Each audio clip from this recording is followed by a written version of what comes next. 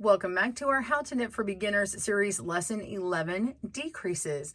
Decreases are a reduction in the number of stitches. You can go from 2 stitches to 1 or 3 stitches down to 1. It helps in shaping your project. So this one's making it a more narrow project, but you could go down and then use your knowledge from lesson 10 where you increase and go back up in your stitches to create visually interesting patterns, or completely shape it and decrease it down to nothing, say in a shawl. So today we're going to learn how to slip knit, which is also written as SSK, as well as a k2tog or knit 2 together, as well as the 3 down to 1, which is an SSSK, and a k3tog or knit 3 together. Plus we're going to learn the CDD, which is central double decrease, and a bonus, you're going to learn how to make a PSSO, which is pass the slip stitch over. So we're going to work on all those today, plus finish off your grandma's favorite dishcloth pattern, and we'll have a link to that pattern down below, as well as double names that you might see these in patterns. All this knowledge is for your use to use on future projects, just as we've been building in our series so far. Welcome to GoodKnitKisses. We're all about helping you stitch your love and love your stitches. Be sure and click down in the video description below so that you can get all the referenced links, and also a blog spelling out all these different stitches we're going to go over today. Plus you'll have timestamps, and you can click on the chapters down below or click on the individual timestamp to see that particular decrease that you are needing for your particular pattern. This video is primarily used as an overview so that if you find something in a pattern, you can use this as a reference to find exactly how to make that particular stitch. This is not to be used for designing or anything, but at the very end, after we do the demonstration, I'm going to show you a little bit more specifics in understanding the way the stitches move, and we'll have some information thrown in along the way to help you as well, but we'll have some more visual examples later on. Let's dive right into actually making the stitches. This is just a housekeeping note about right and left-handed. This video I am filming with my right hand as my dominant hand. It will be flipped or mirrored for our left-handed users. Just know if you are a left-handed user or you're right-handed teaching a left-handed person, most patterns are written for a right-handed person. Now, if you see an SSK or a k2tog and I say right or left or leans right or left, just know that those directions are for right-handed users. However, you can do the same performed mechanics that I am doing, moving stuff on certain needles, and it will turn out the correct way for your pattern. It will be fine. I'm going to talk about things leaning a certain direction, like toward the middle or towards the outside, so that I don't actually say right or left-handed, and it will still pertain to you and hopefully be less confusing in that way. To help fight this confusion, I'm going to be using the words working needle for this free needle that's over here in your dominant hand, and then non-working needle for the part where you're offloading, you're taking your stitches off of. So I hope that you can understand that. I hope that helps, and let's begin.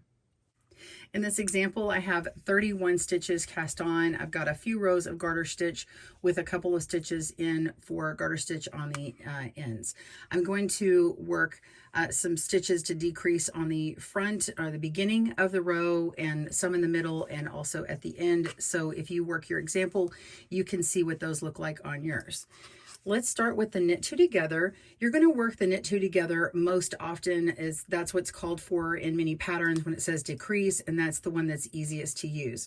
Without worrying if it leans to the right or left, let's just go ahead and do this first, and I'm going to show you which direction it goes. So let's knit in a couple of stitches for our edge stitches. Okay, we've got 1, 2, I'm going to knit one more. Okay, now we're going to work with the next 2 stitches on our non-working needle. So take your working needle and insert the tip into this second stitch. So we have 1, 2. We're going to go into that second stitch and through it all the way to the first stitch, so it goes through both at the same time. Now we're going to take our working yarn and yarn over and pull through a loop, and we drop off the old 2, and we've decreased our stitches from 2 down to 1 stitch.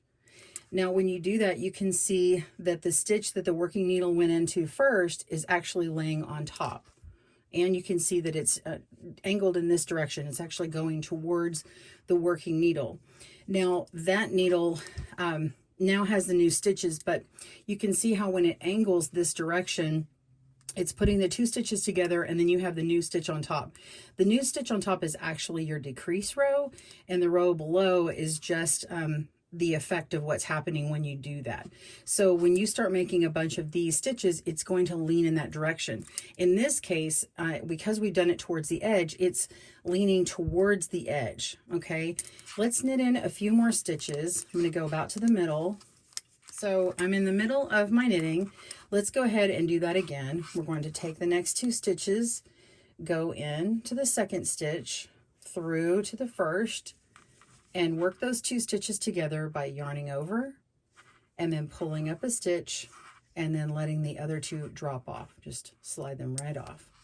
And you can see it very clearly leaning towards the beginning edge that we had started with. Okay, let's go to 5 stitches to the end. Okay, I've got my 5 stitches left, and I've got 2 stitches on the very end that will be part of my edging plus 1 for sort of a buffer stitch to have a long knit column here. And then these next 2 stitches we're going to work together just as we did before. So knitting these 2 stitches together, go into the second stitch, through the first as well, and just knit those 2 stitches as if it were 1. It goes from 2 down to 1, and you can see it now is leaning towards the inside of your work, okay, away from the edge. Go ahead and knit that next stitch and knit the last 2.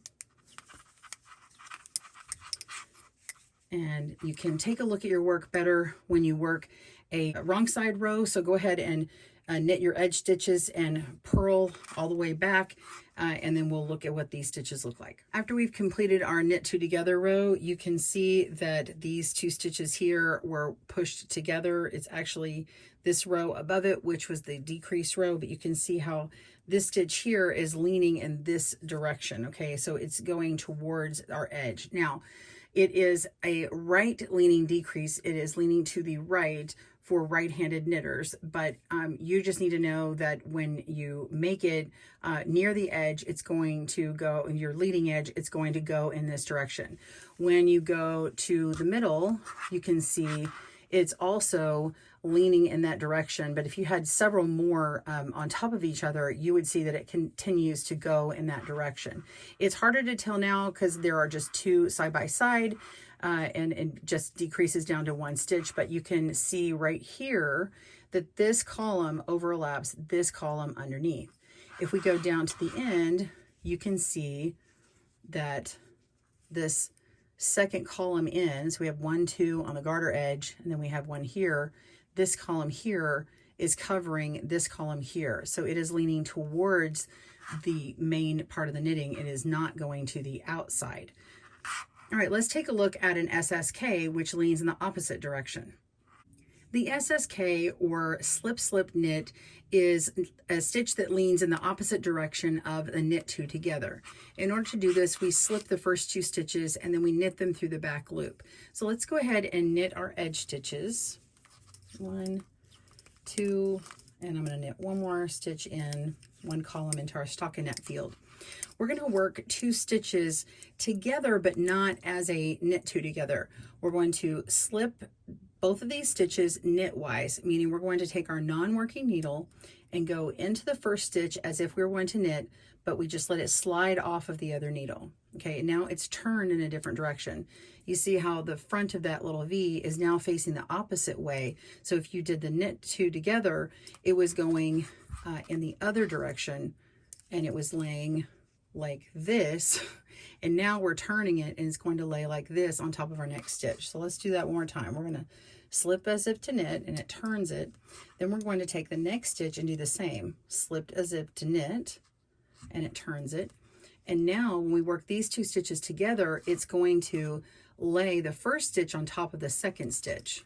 So now we want to put our non-working needle into the front of these 2 stitches, and we're going to knit into the back loop, and our working needle is set up correctly to do that. It's already in the back of these stitches, and you're just going to knit them, yarn over, and knit them both together, pull up 1 loop, you drop off the 2 old loops. And now you can see you've turned the direction of this loop down here in the opposite way. Okay, so now it's leading away from your first edge. Let's go ahead and knit down to the middle. Okay, I'm somewhere in the middle here, and I'm going to work these next 2 stitches together. Let's do that again. We're going to slip as if to knit once and slip as if to knit twice, and we're going to knit these 2 together in the back loop. The other thing you can do is slide both of them over to your other needle and then insert your working needle into the back of those stitches. I generally do it the other way because it saves me an extra step. So go ahead and yarn over and pull up a loop to knit these 2 into the back of the loop. And now you have an SSK leaning in this direction over here, pointed away from your working needle. I'm going to go ahead and knit till 5 stitches to the end of my knitting and work this one more time. Okay, I'm 5 stitches to the end of my row, and I'm going to work these next 2 stitches together, but as a slip, slip, knit, SSK, so slip as if to knit, slip as if to knit, insert your other needle into the front of those stitches, and knit them both together, just like that. And now, when we work the rest of our row, you can see that that is pointed towards your ending edge. So it is pointed in this direction over here. And when you work another knit row, you'll be able to see that more clearly. Go ahead and work another row for stockinette, meaning you purl on the back side, and I'll show you what that looks like. Okay, looking at the slip slip knit, you can see that it is now leaning in the opposite direction of the leading edge. When you make it in that location, if you put it in the middle, it seems to be just fine, kind of hangs out in the middle, but you can see it has a little bit of a bump. You can tell that one is a little bit different than if you look back down to our knit 2 together, the SSK is just a little bit more obvious. And then go down here to the end of the row, and you can see that it is leaning towards the end of the row rather than towards the inside of our knitting, okay, towards the middle. So it's leaning away. So that is a left leaning decrease, an SSK, but really you just need to know how to make it. Okay, let's move on to our next stitch. We're going to work 3 stitches down to 1, and typically this would happen in the middle of your work. So say you have a center column of stitches and you want to work these 3 stitches all the way down into 1. Whether it leans to the right or the left or center is up to the stitch that is being performed. In this case, I'm going to show you how to make an SSSK, which is a slip, slip, slip, knit, stitch. Okay, so let's do that now. We're going to work up until 1 stitch before our middle that we want to do. So we're going to work with these 3 stitches together.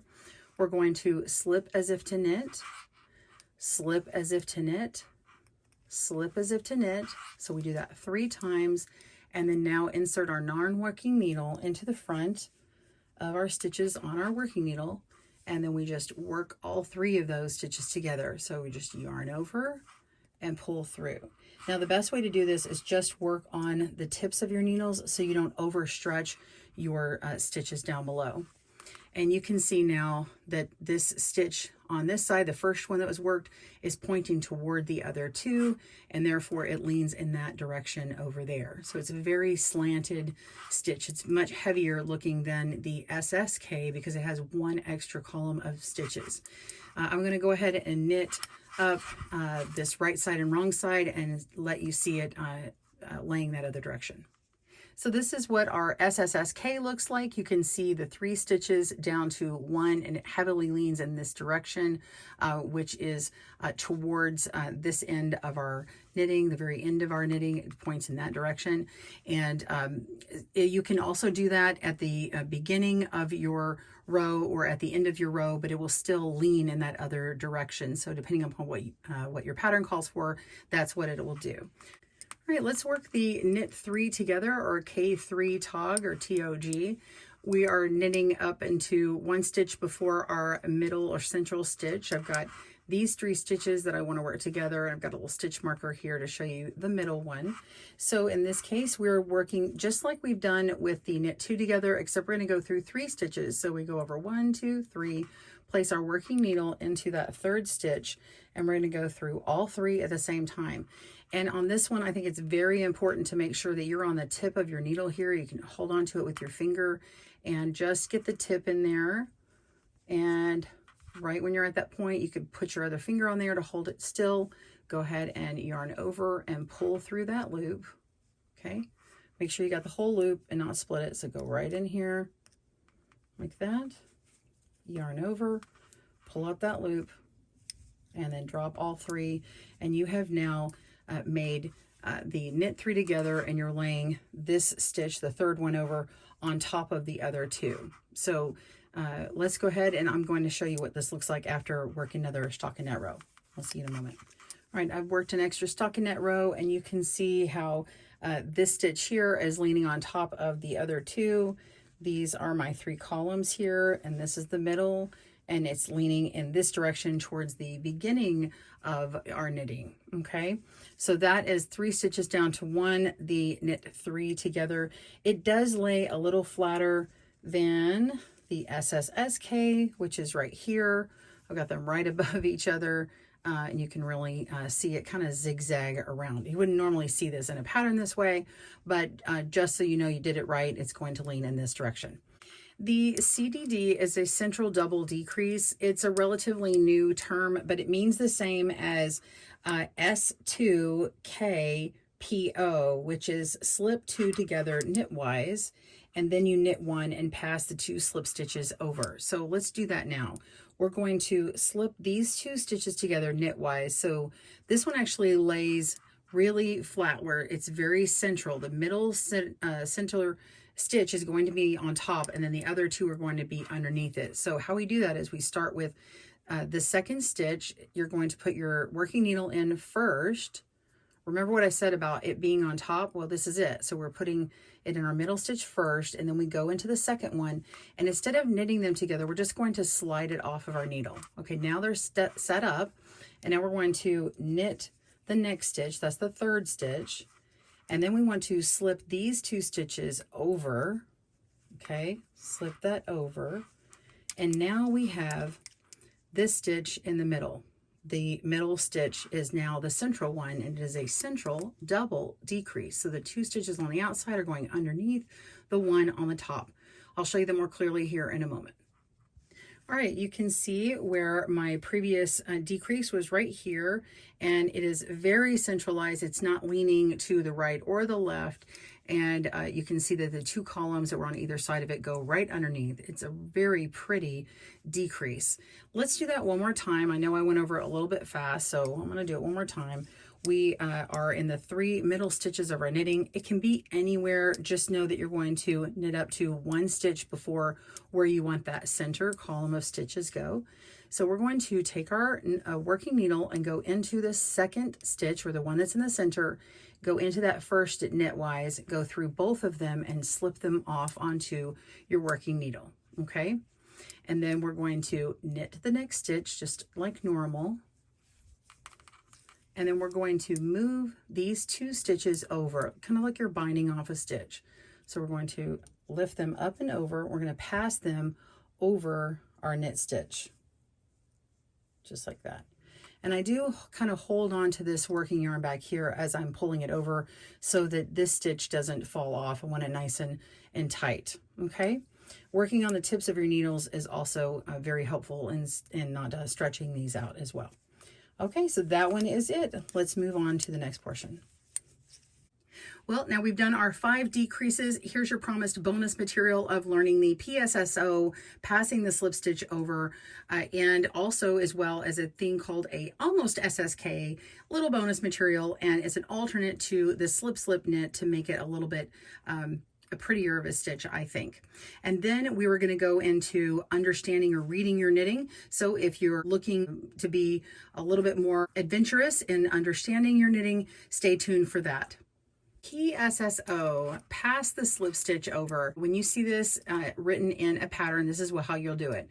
You're going to slip 1 stitch knitwise, and then you're going to knit the next stitch, and then you PSSO, which is pass the slip stitch over. PSSO, pass the slip stitch over that stitch that you worked. Let's do another one. So I'm going to knit 1, and now my pattern would call for either a PSSO, and the instructions would say slip 1, knit 1, PSSO, or PSSO would be if you were told to slip a stitch and then just pass that previous stitch over after you work however many. So it could be like you work 2 stitches, 1, 2, and then you slip the PSSO plus a slip stitch over however many stitches you just did, but you still have those 2 stitches, so you're still only decreasing by 1. All right, so the way you normally would see it though is slip 1 stitch knitwise, knit 1, and then pass the slip stitch over. And that is an alternate to a left-leaning decrease and predated the SSK stitch. It tends to stick out a little bit more. You can see it has more of a bump showing on it. So an SSK tends to be what's used, but PSSOs are still used all the time for different patterns. So that's one to keep in mind if you see it pop up. Another way to make the SSK I have found is this thing called an almost SSK. It's not actually written in many places, but I'm going to show you a trick to that one. It is very similar looking. I can show you more of it in the end of our knitting video, some comparisons, but let's go ahead and work an almost SSK. You're going to take the first stitch and slip it knitwise, and then go ahead and set it back on the other needle and knit through the back loop. When you do that, the stitch also still leans in the same direction, but it's a little bit more minimally noticeable than the SSK, and that's the only difference there.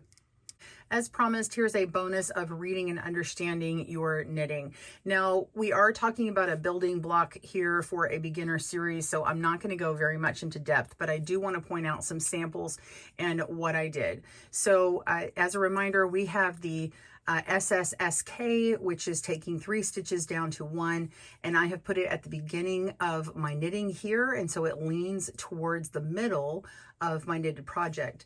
On the opposite side, I have a knit 3 together, and it is leaning towards the middle of my project. Okay, now this central part here is absolutely balanced. It's just got this pretty center column, and everything sort of feeds into it, and those decreases look beautiful that way. You could switch these two and put them on opposite sides. So if your pattern calls for that, it doesn't mean it's wrong. It's just the way that the designer made it. Now let's look at the ones that go from 2 stitches down to 1. These funny examples are mine, and I have another one here. And I just want to show you that if the designer calls for making one first over the other, that's okay. They have an intent for that particular pattern. I want you to see what that looks like. This one here, you're seeing these little stitch markers because I'm dividing them up to show you what they look like. I did go over 3 of them that lean towards your knitting this way. If you put them in the leading edge, they're technically the left leaning decrease, but in the left-handed video, it's going to lean to the right. The first 4 decreases here before the stitch marker are the SSK, okay, slip, slip, knit, and it's going toward the inside of the knitting because it's on this leading edge. It would tilt the other direction. If we put it in the middle or on the other side, it would just tilt the other way. The next one is the almost SSK, which looks nearly the same as this other one. I just think it's a slightly bit faster. And when I did work with the smaller, thinner yarn, it actually was a bit tidier, but not much difference. The pass the slip stitch over, which is the slip 1, knit 1, PSSO, is this one here. Now you don't really see much difference here, but if I was to put this on the end of it, you would see these big lines right here. You would see them kind of overlapping in a very definitive line going across, and it would be more noticeable. So the other side over here is all knit 2 together. So you can see how clean that looks. Now, what happens when you want to put them in the middle? Okay, so this sample right here, I've worked it 2 different ways. first of all, I did this sample right here where I'm working a center stitch, and then I've got the 2 stitches before the center.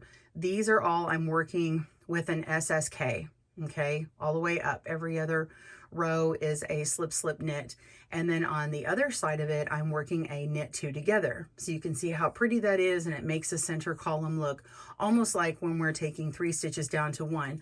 But in this case, the rows where I'm decreasing, I'm actually taking out a stitch here and I'm taking out a stitch here, and so that's what that pattern will call for to make that look. Over here, what I did is I switched it just to show you what it would look like. So you see how it looks like 3 center columns here? That's because we still have that middle column, but when I work these 2 stitches together, I made that a knit 2 together, which makes this column lean to the right, and it mysteriously appears where it disappeared on this side.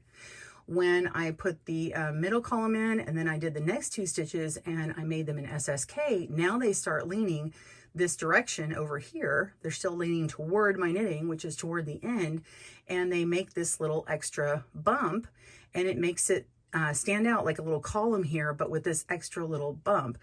But in this case, a pattern maker could say, well, I want these 3 stitches to kind of really stand out and have this column look here. So I decided, what happened if I flipped it the other way like I did this other one, but let me do the SSK. So I did these 3 with the SSK, but I did the almost SSK.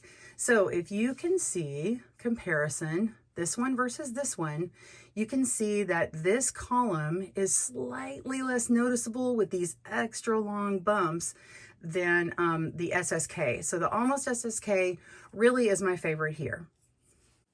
I hope that our decreases video has helped you today in future projects that you have planned, as well as finishing your grandma's favorite dishcloth. So click down in the link below. Remember, you only need 1 decrease, which is the knit 2 together, in order to finish that one.